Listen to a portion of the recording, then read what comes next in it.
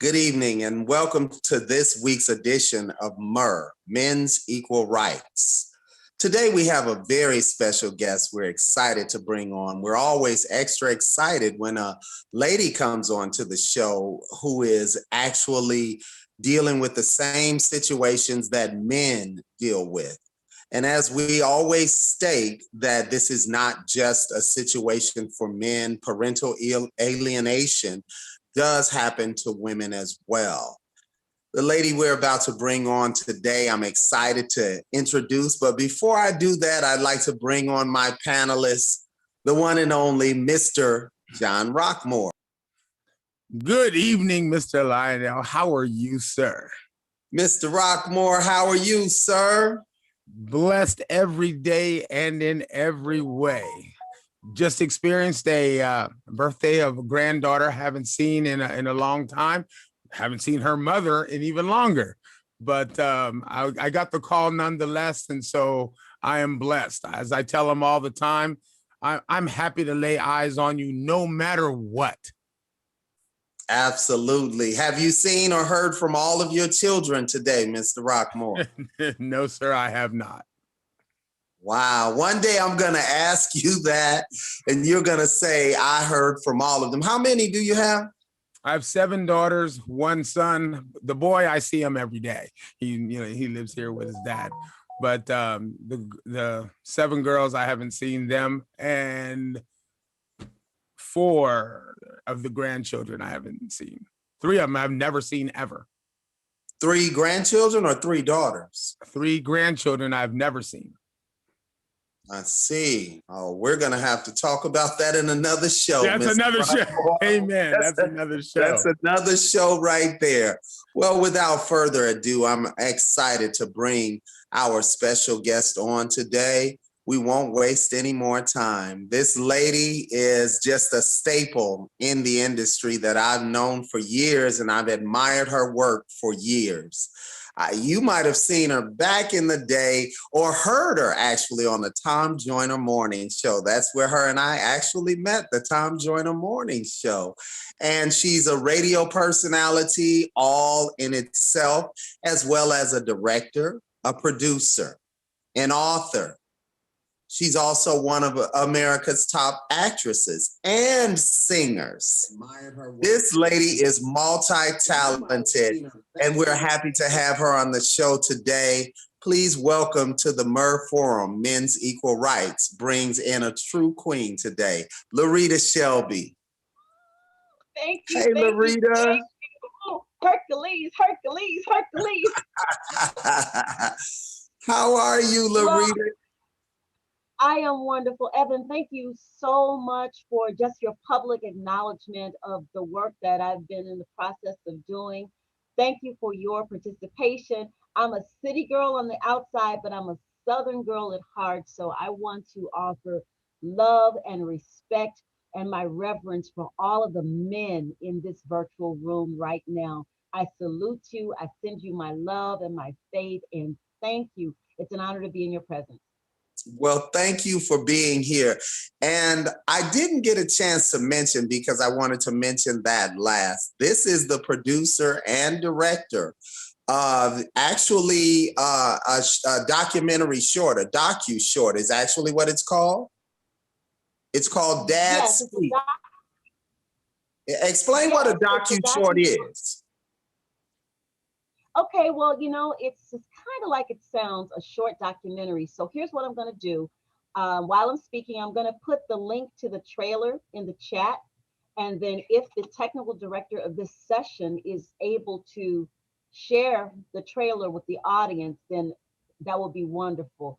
So yeah, it's a short documentary, and it came about as an offshoot of my own life story, which it was a 40-year journey of a father, a daughter, and their journey to reunite. And I wrote that in a book called On My Father's Suite. There we go. Over there. On my father's side. Over there. Over there. On my father's.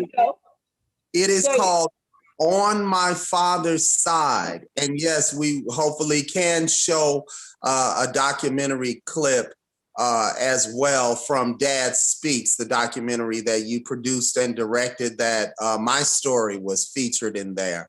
LaRita, today we're talking about what you talked about in your book, and I enjoyed reading it, by the way. So everyone out there, pick up the book, pick up the book On My Father's Side, and get the documentary. Well, the documentary is not available. Just the book is available. Tell them how they can get the book, LaRita. There's a couple of ways. So yeah, I want to give a little bit more of the backstory. The book is called On My Father's Side, a true and miraculous story of a father, a daughter, and their 40-year journey to reunite. From that story came the docu-short. But let me just kind of give a few more details, if you don't mind. Yes. I was one of many children who grew up. I remember seeing my daddy as a baby girl.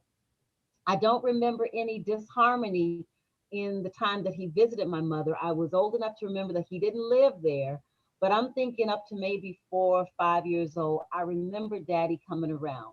And then one day we moved and daddy was never spoken of. So I'm one of probably millions of children who grow up where he's not even a conversation. Now, the upside of that is that nothing bad was said about him, but the other side is that there was nothing. Whatever transpired between he and my mother, she took it to her grave. Now, I don't know if this is unique to my story, but in my case, with the absence of my biological father, brought the presence of so many other dynamic men in my life. And it was such a miracle to actually find my daddy 40 years later and find out how that happened. You got to like read the book until the movie comes out. But during that time, I lived a rich and full life. During that time, there was nothing that I needed from a man in my life that I lacked. My uncles were not like my mama's boyfriend uncles. I'm talking about my mama's sister or my auntie's husband uncles. So we got to qualify the uncle. So the uncles were such great fatherly figures. My cousins were more like brothers. And then when I moved to Hollywood, I talk about this in the book, young Black men in this industry stepped up to be my brothers, my teachers, my protectors. These days, we hear so much about Me Too, the hashtag Me Too, and people coming out with stories about how they were sodomized and disrespected. And that is just not my story. So the great part about that is even though my daddy wasn't there, I didn't grow up with this bad, black, evil, black man stamp on my brain. I was very optimistic.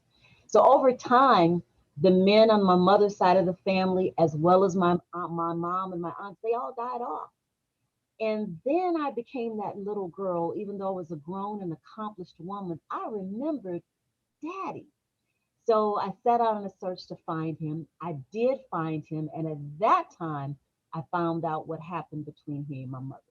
So that's a long version of the story. But the point of the story, more so, is just to tell my story as an example to somebody else. If you're a father and you know you have good and righteousness in your heart, as one of the men in our movie says, you may not be a perfect man. You may not have been perfect in your relationship, but you have a pure and profound love for your children. I say to you, have faith, because that child will search you out in time. And now they got ancestry.com. You can put your little DNA in a Q-tip, send it off. So I'll let you jump in with the question, but I wanted to give that backstory. That was the novel that is now going to be a movie. And as I was promoting the book, I had men who would lean in to me, and some famous men who I won't say who they are, and say, well, I never knew who my daddy was, or yeah, I got a daughter out there, and I haven't seen her in 7 years, or yeah, I got a child and I fell behind on child support, so I haven't been able to see her.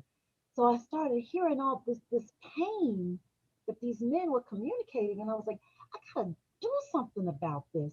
So that's when in addition to writing the book, that's when I produced the movie Dad Speaks. So hopefully right now, can we share the trailer? Can the technical department share the screen and show the trailer? Yes, ma'am. Yes, ma'am. We surely can. it's become clear to me that fatherhood is one of the most important pieces. Start it again because we're not, I hear it, but I don't see it on screen.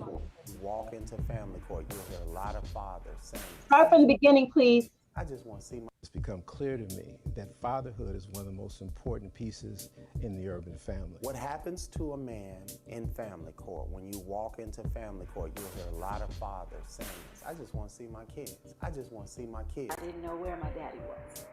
I didn't know what happened to my daddy. I've had children disclose to me, I know my dad has other kids and he sees them all the time, but he never sees me. So I open my bedroom doors. Police are strategically placed in my home with guns telling me to walk down the stairs backwards. A lot of people think that it's always the man who is out in the game. Don't hate the man more than you love your children. Struggle forth, but struggle forth in love.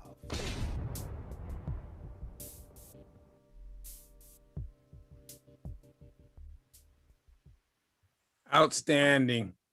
Yes. And actually, that particular documentary was featured in the Las Vegas Film Festival before the pandemic hit and shut everything down. We were actually on our way into all of the festivals thanks to LaRita and her hard work. And then the pandemic came in. LaRita, today our show focuses on topics such as the effects of an absentee father in a girl's life. And you are one of those girls that actually had to be raised without her father. And first, I'd like you to share the reason that you know now today why you were raised without your father, if you do know that. And then secondly, I'd like you to talk about parental alienation from a child's perspective, because your father was in your life and then all of a sudden he's gone. And that had to affect you. Yes, yes. So what I learned from this experience, and even in writing my book, is that from writing the book and producing the movie, and what I want the world to know is that all absentee fathers are not created equal. That's number one. All absentee fathers are, generally lumped into one category, and that's not the case. You gotta do your best to seek out the truth of your story. In my case, if this is going to be a spoiler alert to the book, I won't give all the details, but in my case, my father had suffered, we'll call it a medical. There was some type of a medical crisis. And I believe to this day that my mother died believing that she was just abandoned with this child. Now, I'm not going to tell my real age, but I was truly proud to say I was born in the 60s. And in the 60s, and my grandfather was a preacher, a Baptist preacher. So you can imagine what she faced as a woman who had a child out of wedlock. And then my mother could be somewhat of a recluse and a loner. So the bottom line is, in dad speak, we have a minister, we have a psychologist, we have forefathers who are brave enough to tell their story, to get to the heart of the matter. So that's what happened in my case. But whatever, the separation was so devastating that my mother did not talk about it. She didn't even tell her sisters what happened. So I never knew. So now, to answer your question about childhood alienation, yes, in the presence of these other great men, and may I add teachers and ministers, I did wonder, well, what mom, actually, I didn't ask my mother for years, but I asked my auntie, well, what about my daddy? Oh, we don't talk about those things.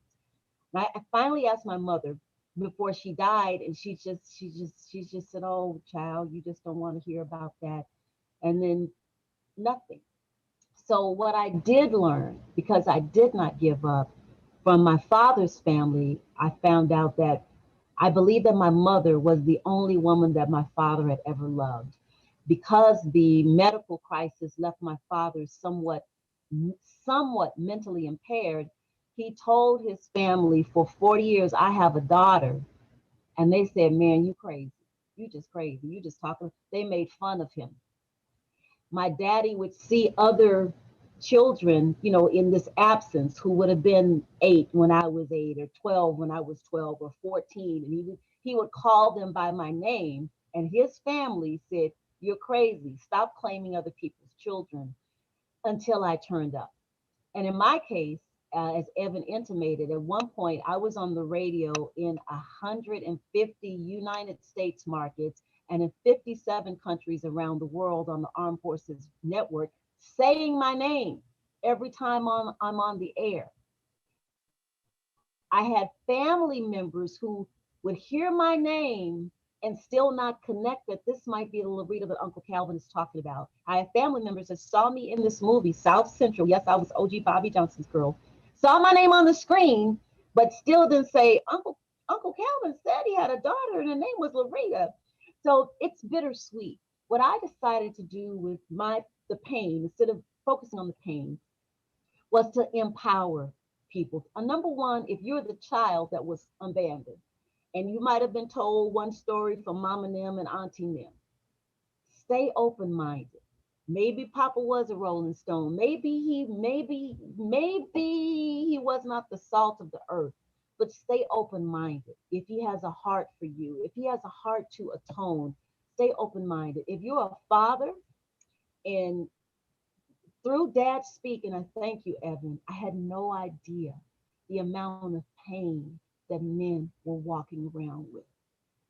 And yes, before COVID, we had a mission. We want as many men's group to find out about this movie, find out about the book. Now, I'll let you jump in because I get passionate and I'll go on and on. But I did get a very unique perspective on parenthood as a result of writing the book. So,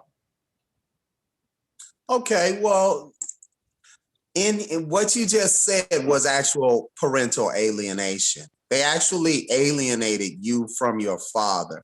And in many cases, there are people across the country that the exact same thing is happening to. And they need to hear how you navigated that. Like when you were talking about you took that energy and you made it positive and you use it in a positive way by writing the book and creating the docu-short Dad Speaks. You said something that touched my heart, and that was you said the father's story is not always what one thinks, but most of the time people think it's negative and they think, oh, he's a deadbeat or, oh, he's all of these things. And I've never been any of those things. And I haven't seen my children for 7 years. And I gave away a lot of their brand new toys that I had bought them thinking I would be able to see them. I gave those away today, actually just before I came on air, and made a bunch of kids happy that were less fortunate.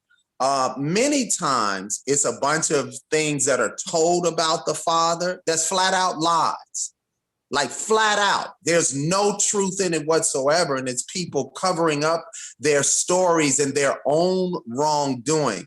And I'm willing to bet if I met any of your family members, there are some that saw your name, saw you on the screen, heard you on the radio, knew you were your father's daughter, and said nothing or did nothing about it. And to this day, it sounds like you don't really know why your mother's family alienated you from your father's family. It sounds like you don't know. well, here's the deal. I want to put some correction there. My mother was a loner. She, kept to herself. I don't believe that they actually knew. So my alienation wasn't deliberate. It wasn't like a corporate effort on behalf of the family. They didn't know. They were mostly in Memphis, Tennessee, or Washington, D.C. I was conceived in Nashville, Tennessee. So just like you guys can live, anybody that's not in the place from which they were born, you can have lives. Everybody doesn't know who you're seeing on the weekend and what's going on. So it wasn't a concerted corporate effort. But here's what I believe. Like I said, I believe that my mother felt into a functional depression. Um, my mother wasn't the type who would be abused because two people would have been hurt. That would have been my mother. But She internalized the pain and she never talked to me about it. And I don't believe she received any type of intervention for her to even go out and seek out what happened to this man. So I'm very careful. I want to share some of me, but it's to pour back into whoever is listening. And let me tell you what this book, there it is, this book also dives into another group of men that we don't hear enough about. Those uncles who step up, those stepfathers who step up, those men in the community to step up, to be a father, to be a leader, to be a mentor. You know, we don't see enough of these men in these movies that are made, and my life was full of them. So what did get planted into me by my Uncle Bill, by my first godfather, was faith.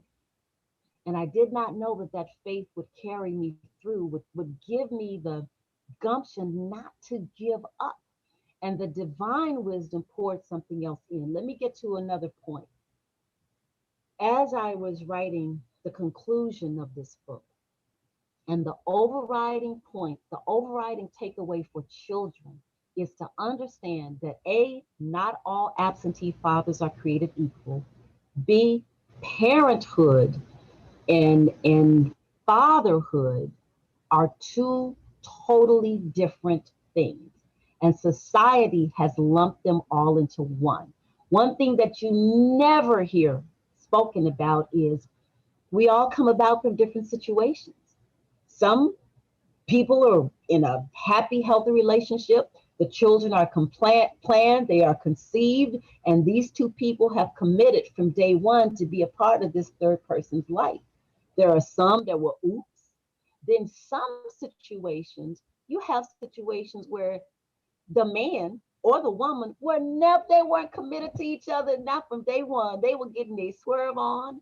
And now 9 months later, we're expecting a person who has never committed to anything or anyone. We're expecting a person who did not present himself as spiritually, mentally, emotionally available to you, let alone your child. Now you're creating a child who's going to be mad at this dude who never was that dude.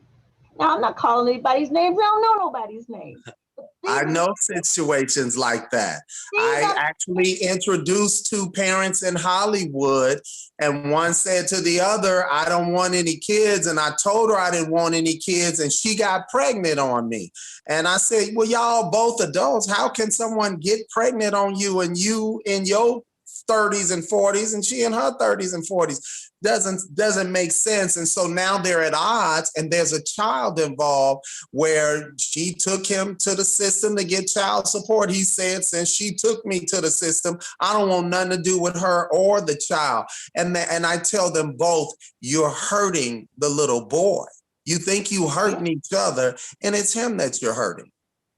Yeah, absolutely. So, and again, because I don't know nobody's name, so don't get mad at me. Don't take it in judgment because I don't know you. I'm saying the situations. So now here's this little person who has this expectation of these two people to act and relate in a certain way, and that's not the way they entered the world. So this is a scenario that came about as I was writing the book. But here's the good news. I offer an opportunity to look at it differently. Now this is a spoiler alert again for the book.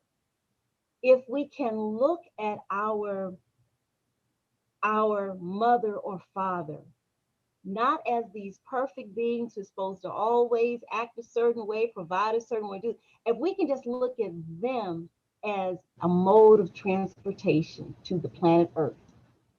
It got me from wherever I was before I landed on Earth. Now I'm at Earth. In some cases, some people get a twofer. They get parents and they get a mom and a father. Parenthood, that's a spirit. That's a job. That's an opportunity. So if I can just encourage young people just to look at these people differently, not as, and again, one thing that I put in my book as I was piecing this together, long before I met my dad, the spirit gave me another point of view. It says, I don't know where daddy is, but I really don't know the conditions under which my mama raised her skirt.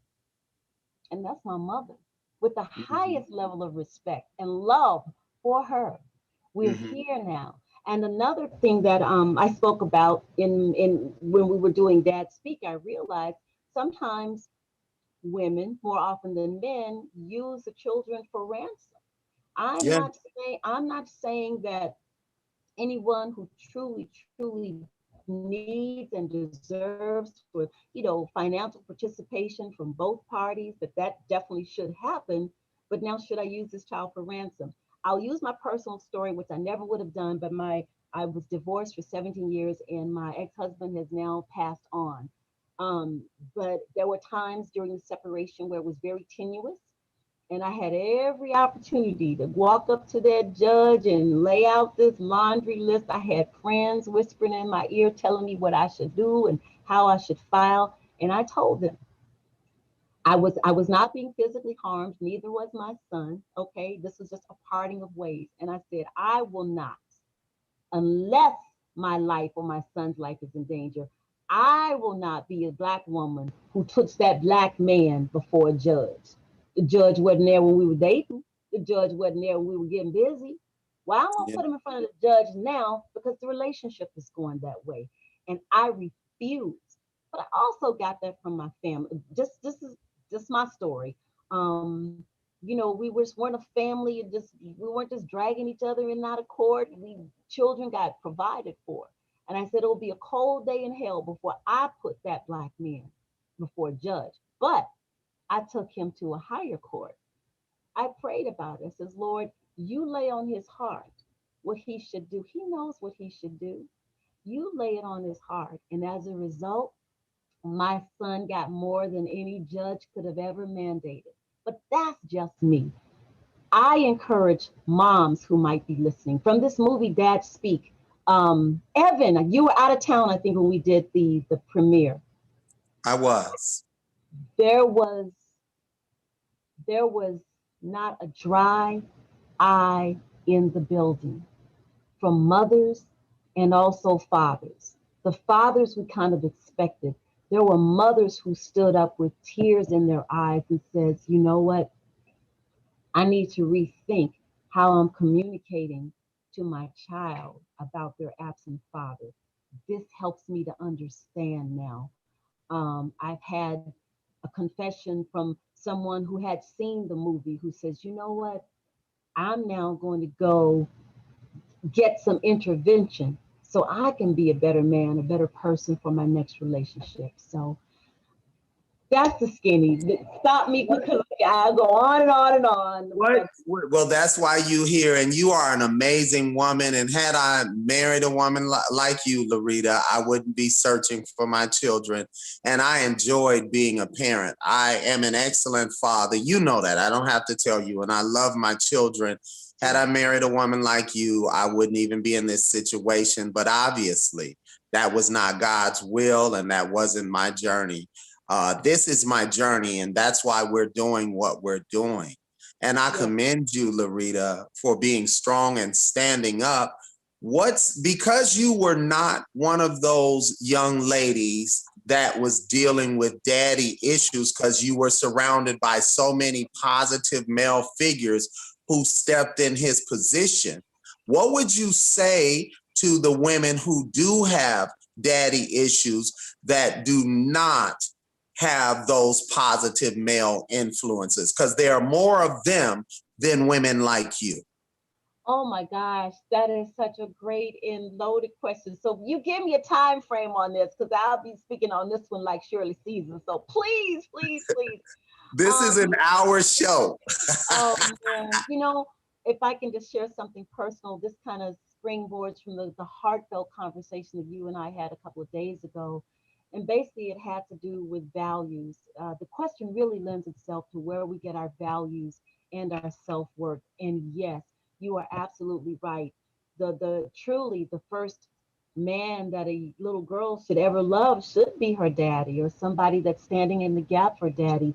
And yes, my heart goes out to you if you are from a very dysfunctional situation where there was nothing negative on either side. So if I can just take this moment just to say, hey, young lady or older lady or middle-aged lady, that you are beautiful, you are precious, you are valuable. You know, seek out words, seek out that which honors you. You know, I am not gonna tell this part on the Zoom, but I was a little goody two shoe girl. And but even when I came to Hollywood and my big brothers were like, "You mean you're the little good?" They protected me. But as I say now, in my life, I had men who told me that whatever I had, that it was special and it wasn't for everybody. But now the images that they see, the music that they hear, it's kind of like anything goes, do what you feel. So I believe that deep inside of you, you'll know when something is right and you'll know when it's wrong. Even if you don't know what's completely right, you'll know when something isn't a fit. So just seek out truth, seek out wisdom, seek out something that honors you. Nowadays, anybody, no matter what age you are, you got something called Google and YouTube. You know, you don't even have to go to the bookstore. You can put um, self-esteem, self-worth, empowerment, faith, love. You can put that in a search engine and find something that speaks to you. Now, here's something else that I say to fathers that again may be hurting because of your situation. I believe in the divine principle of faith and the divine principle of sowing and reaping. Then you sow love. If you can't get to your own kids, then you get busy with another organization. You sow. What goes in comes out. What goes up comes down.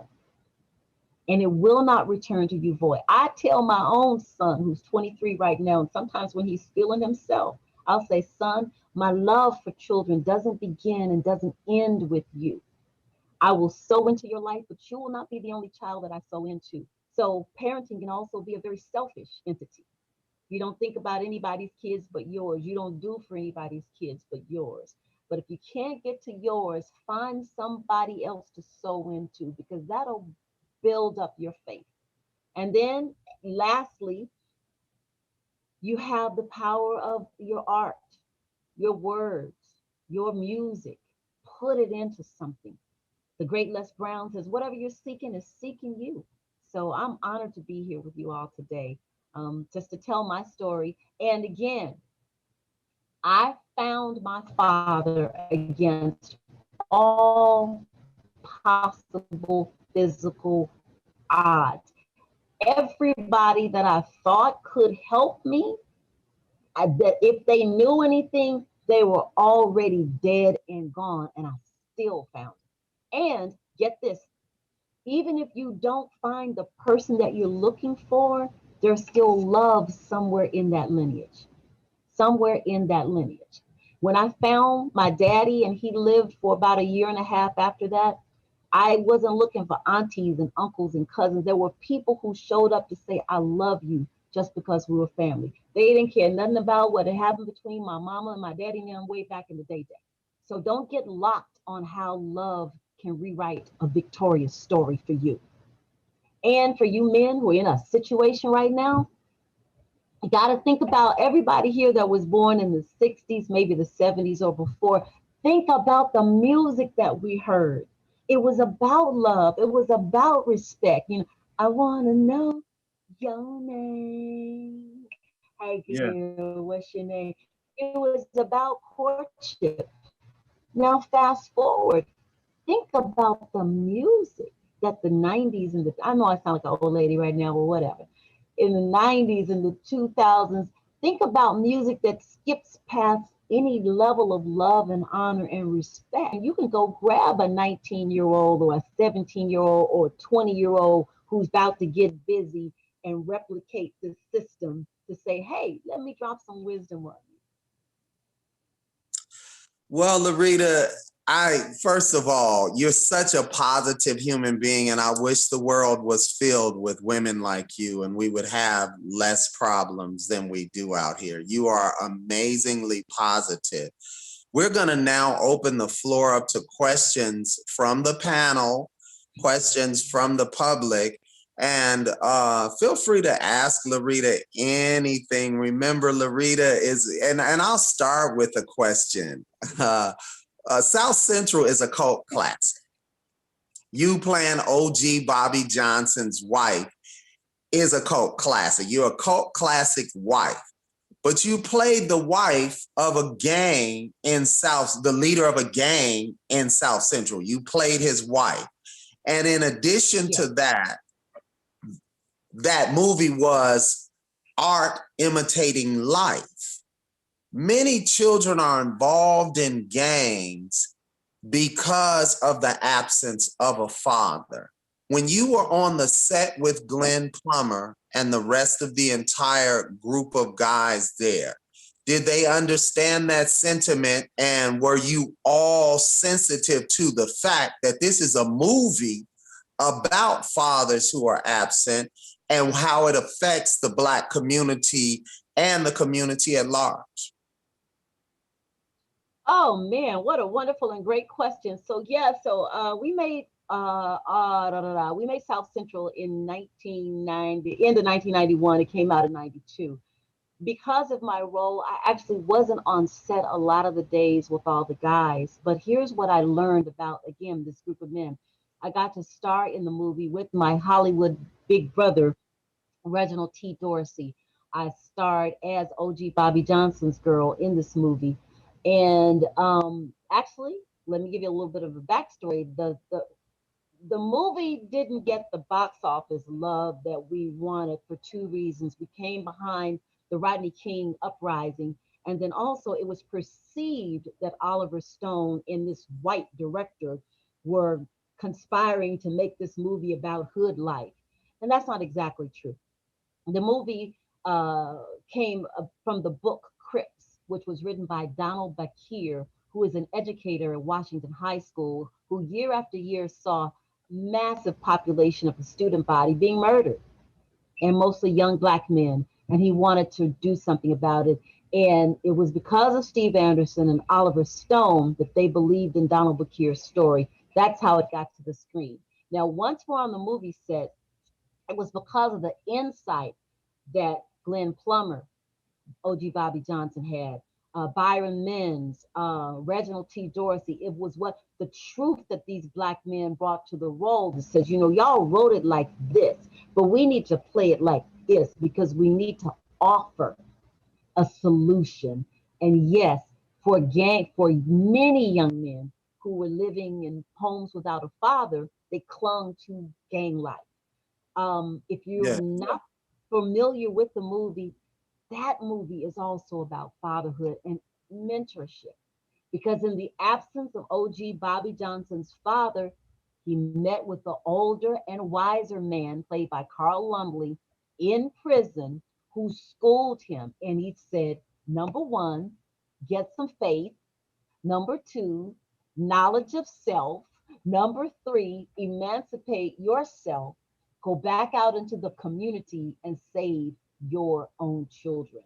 So that is why I said yes to that movie, because that movie that wasn't my life. I didn't know about that. And I didn't, as much as I wanted to be a successful actress, I didn't want to just take any role just for the sake of fame and fortune, especially if it was something that glorified the stereotypes and the ills without offering a solution. So that's why I said yes. And it has stood the test of time. It absolutely has, and many people are watching it to this day. And it was about fatherhood and a man stepping up and coming into his own and becoming an actual good father and saving his son's life. With that said, Mr. Rockmore, I know you have many questions and questions coming from the panel and from the public. Go ahead, Mr. Rockmore. We absolutely do. Before that, though, I want to say congratulations on a 30-year plus career, being busy the entire time. God bless you, especially since you don't look like you've been able to do 30 years worth of nothing. Looking like your mid-20s and everything else. You're wearing it well, and truly, you are blessed. We want to thank the many people that are sending in the questions, we want to invite them to absolutely share and like, because we want people to go out and get On My Father's Side. We want to make sure that people go and stream onmyfathersside.com. We want to make sure that they go and see the documentary. Dad Speak. Thank you, Dad Speak, as I'm trying to get my notes together. Anyway, my first question is, and this is my personal one. I'm gonna get to y'all people. My first question is, as you grow older, because we are here to talk about the alienation syndrome, and you have a wonderful story, and I could even feel, as you tell the story, I can feel how much love and how maybe even frustrated he was in his heart, knowing that you were out there and he wanted to get to you, and people are telling him that he's crazy. But my question is, with that alienation, how did you deal with that? Me, I have 7 daughters, and I'm still repairing things that I have to come back and reprogram and repair, even in their adulthood. So some advice on that, or did you experience some of that? Because at the end of the day, alienation, you still felt alienated and you yearned and you wanted to get back. You wanted to find them. So how did you cope? Yeah, so a great question, and thank you. Yeah, there were times when I was like, I wonder who my daddy is. I wonder where it is. And then I do have a sense of humor, and sometimes I'll be walking down the street and I see some old bum on the sidewalk, and I'll be like, Daddy. Okay, now he didn't say nothing. That ain't him. I'm like, Calvin? No, that ain't him. That ain't him. And even with that, oh my gosh, can I tell you something? When I was growing up, sometimes there were people who just didn't like me because I was so damn positive and happy all the time. When I tell you, when I finally found my dad, his family, which is now my family, they told me that my daddy was the happiest man, that people would come from miles just to sit and hear him talk, and he would laugh. But I guess I got that too, because I guess there was some pain still in his heart. So what I would say to others, you know what, let me make another moment out of this. There was another man who was very influential in my life who just passed away about 7 days ago. And that was the late Dr. Frederick Casey Price, pastor of Crenshaw Christian Center. Many years. I was a member there. Yeah, I was a member there for 20 years. I didn't seek to be known in the church. And, I came to sit down, shut up, and listen. And his main words were, we walk by faith, not by. Matter of fact, hold up, bam, right here, bam, right there. Shouting out to my late pastor, Dr. Frederick Casey Price, right? He taught us. We know and love him. We definitely love Dr. Price. To walk by faith and not by sight. Like, come on, men, women, fathers, mothers, come on, people. Look who we are as a people in these United States of America. So are you saying you walked by faith that someday you would see your father again? Yeah, well, you just have to have faith. You have to have faith through the good days, the bad days, the in-between. I just believed that I would find him. Now, because of my faith, I accepted that, you know what? It can go many ways. It could be like, we don't know. No, I don't know you. I don't want to know you, ma'am. Miss me with that. Bye. It could be, yeah, I know you, but we're good. Take care. Or I could have been loved and accepted. But because the men and women who were in my family, they lived by faith. I didn't see them carrying their pain around. They didn't imbue bitterness within me. I had decided that I was going to be grateful for whatever I found. Now here's Amen. With that, I want to. Yeah. With that, I want to make sure fathers will acknowledge their children, even when the truth is, now we got DNA, we got we got news popping up all the time. So if you're somebody who has been rejected, you found your truth and they've rejected you, then still, if nothing else, stand on your faith, stand on the faith of your ancestors, that you are still wonderful and special and powerful in the eyes of the Almighty. So Amen. you're saying, hold on for a second, John. I just want to be clear. You're saying some people find their father. Yes. And their father is not accepting of them, and you're encouraging them to keep the faith and keep walking with their head up. I want to share a bitterness that exists within me that you already know about, that you've been helping me through since this has been going on. The bitterness is women replace good fathers because they're angry that good father don't want to be with her. So they replace them. So when you say all these positive male figures and this, that, and the other, I'm just sharing from a male perspective. I'm a father. I'm a positive male figure. How dare they keep my kids out of my life? And it's going to be a problem if I see my kids and there's a man with them and they're calling him dad while the court and their mother has kept me out of their life. It's going to be a situation. And so I have to be honest about that. They have an excellent father right here, a father who loves them and who adores them and who wants to take care of their life and wants to take care of them and be in their life and wants to love them and protect them as a father should. And I've been kept away from them by the court and by actions presented by corrupt judges and attorneys and other people in the court, as well as their mother. And no, I'm never going to be silent about it. No, I'm never going to be happy about it until I look my children in their eyes and say, this is why your father hasn't been in your life. It ain't got nothing to do with me being as a father to you. Y'all know what I was to y'all. It's all these people that have stopped me. And so from that perspective, I want you to know you're encouraging people, but I want people out there to know too that there are good fathers. John Rockmore is a good father. I ain't seen his kids. The director of this show, good father, fighting in court to see his kids. The producers of this show, all of them back there are good fathers that have had to fight to see their kids because of what you said earlier when you said they use their children for ransom. And that's got to stop. It's got to stop.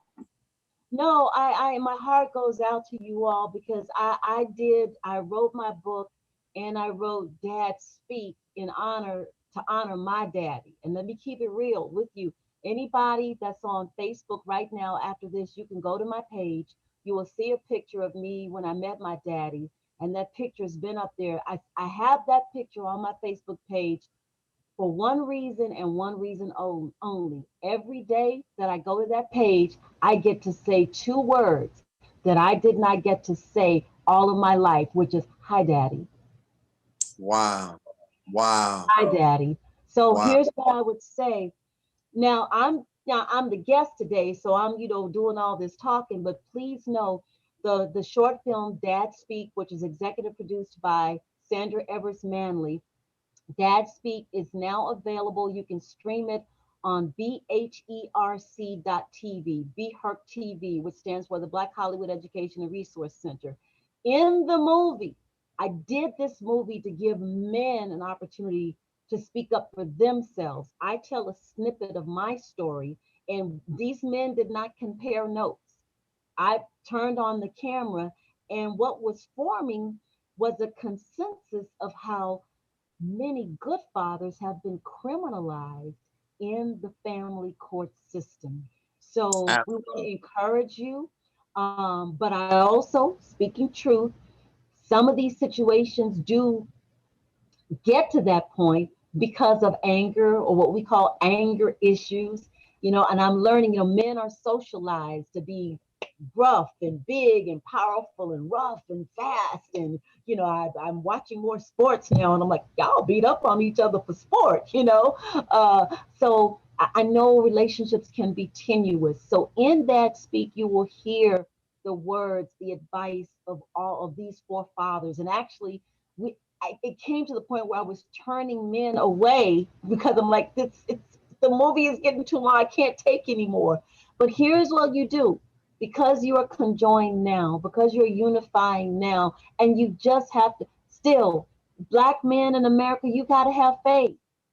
And that may sound all glory and mushy gushy. You gotta look who we are. Look what we've survived already.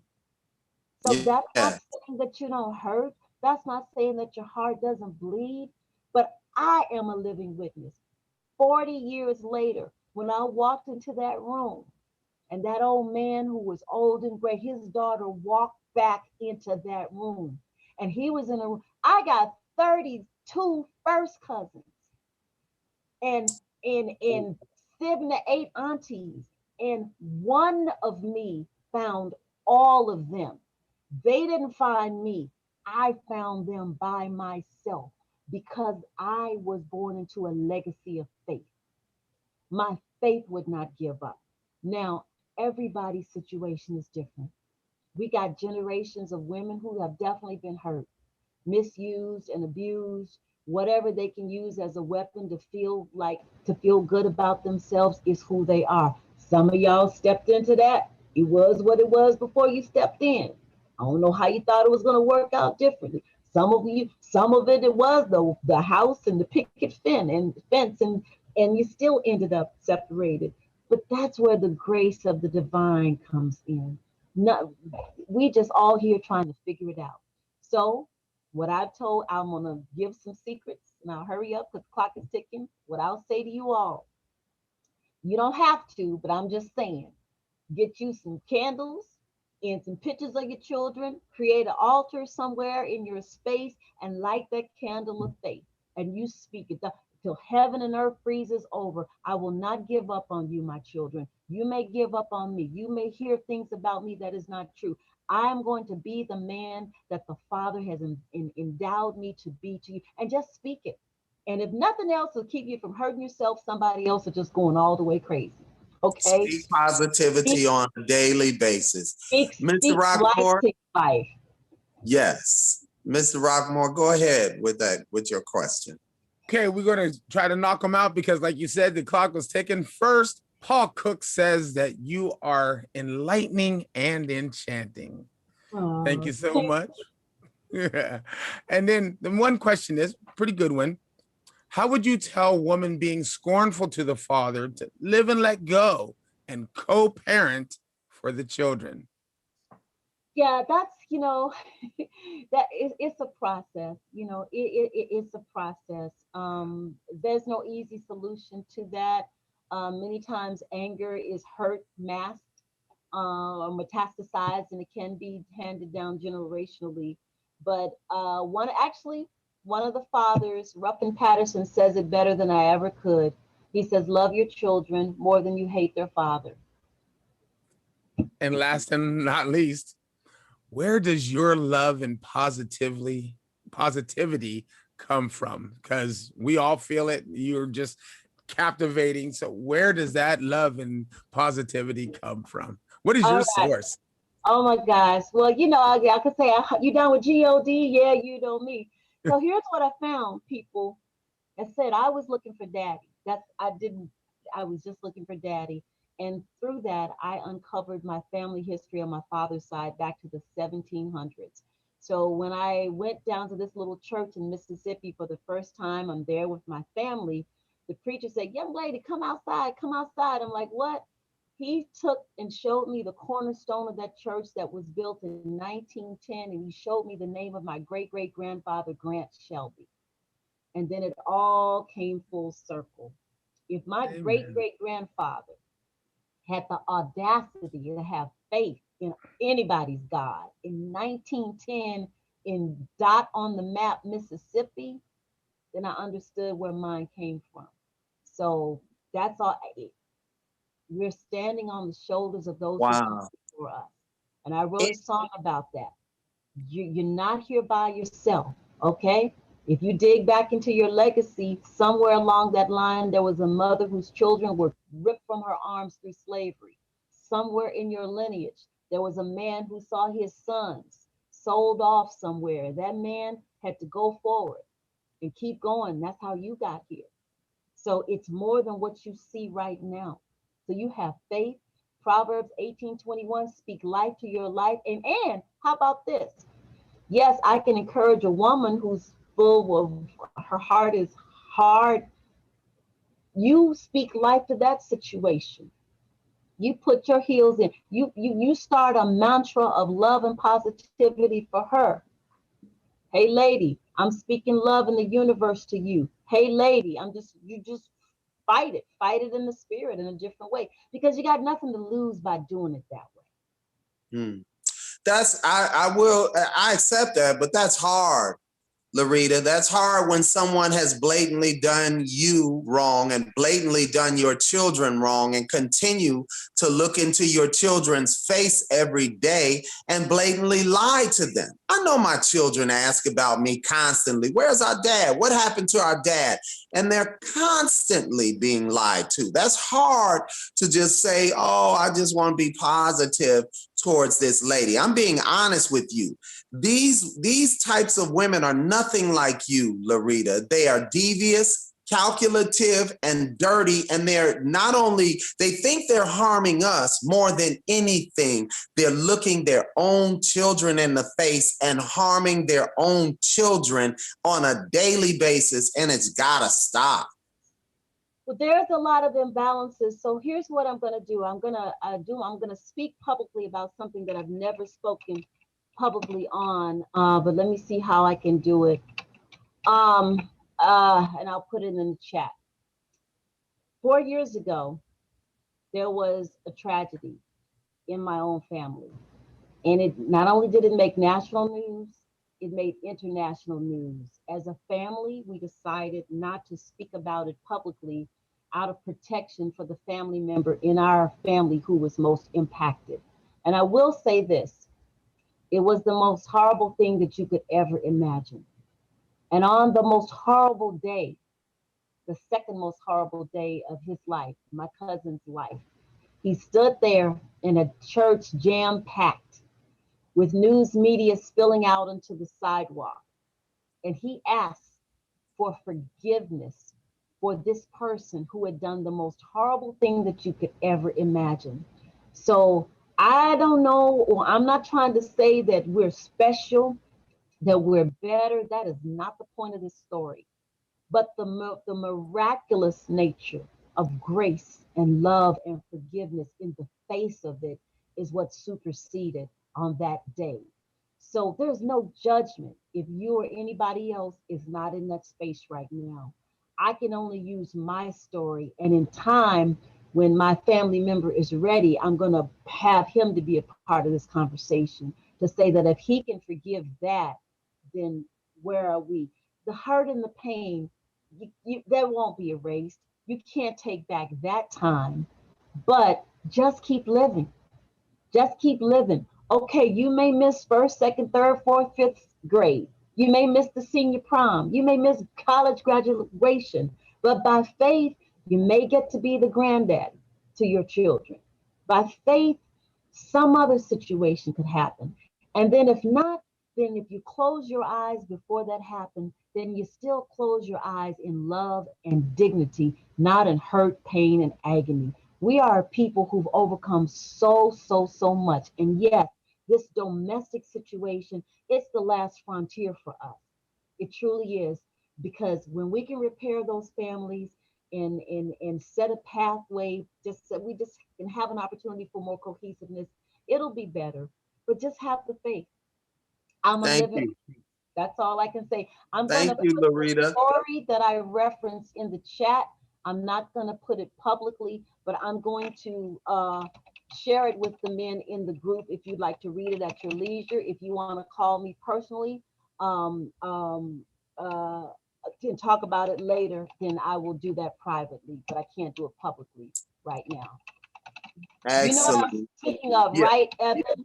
Yes, I do know the story you're talking about, and that's the story that kept me through and helped me to be stronger and to be more positive and understanding about the wrong that has been done to me and my children. It is nowhere near as horrific as that. So it kind of makes me think that we think about what's wrong in our shoes, and you talk about our shoes and what's wrong, and then you find out someone has no legs, and then the person complaining about the no legs finds out someone doesn't have arms or legs, and it goes on and on and on.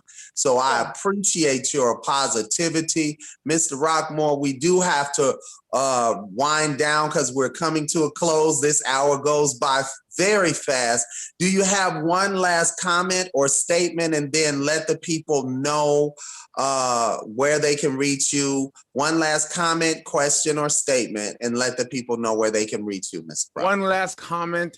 Thank you so much for being here on the last day of Black History Month. And let me wish you, especially the way you spoke today, a happy Women's History Month. For people that don't know, this is Women's History Month, and our Black women, all women, have done such great things, and I'm a fan. 7 daughters.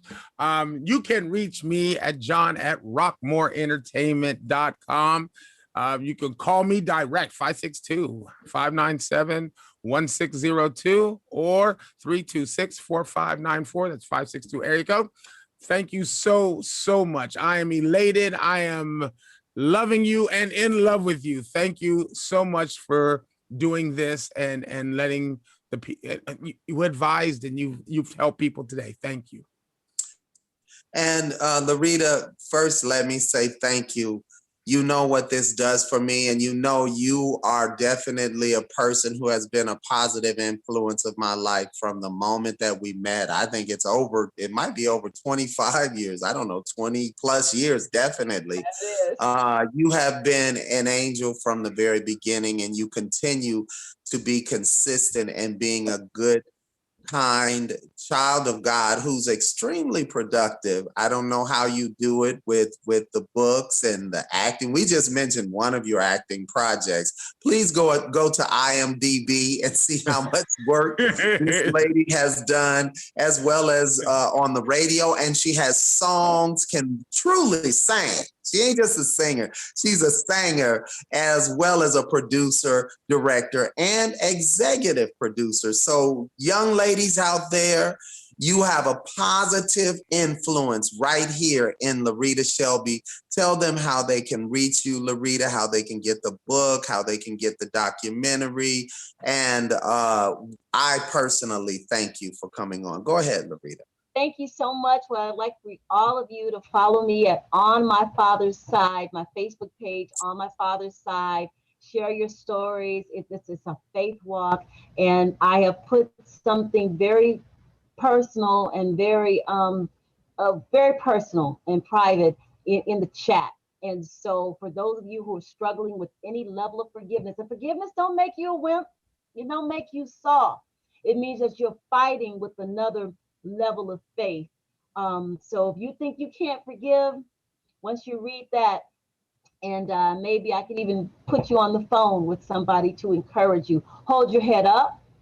Hold your head up. It ain't over till it's over. Women, ladies, if you're listening and you've been hurt or it cheated on, let's tell the truth on that. And I mean, I know how that feels. If you've been violated and you're just showing the world this other type of a being, I just want to pour my love out to you. Hold your head up. Lead with love. Lead with love. Lead with love. So I'm looking forward to hearing your stories. I'm looking forward to hear stories of reunions and maybe farther down the road, but just don't give up. Don't give up. And thank you. And how can they get On My Father's Side, LaRita? Yeah, so you can go to onmyfatherside.com, and there's a link. You can buy the book. You can look for it on Amazon, On My Father's Side by LaRita Shelby, or Barnes & Noble. I really and truly appreciate your support. And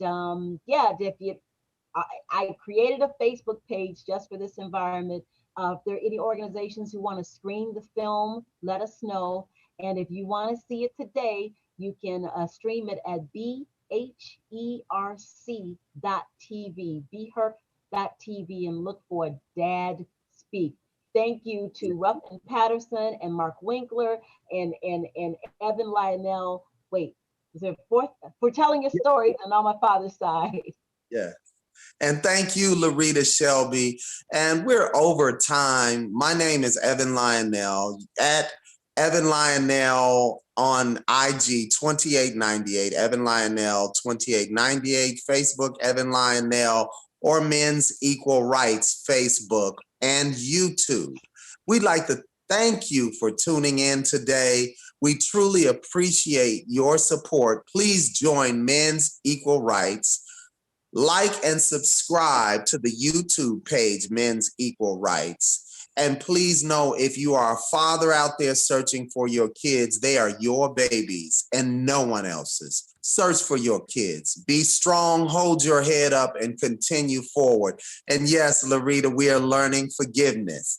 If you are a mother out there suffering from parental alienation or suffering from anger because you feel like this man didn't want to be with you and you're scorned, so you're going to stop him from seeing his children, that's not the way, because you're hurting your children more than you could ever hurt that man, and you're hurting yourself just as much.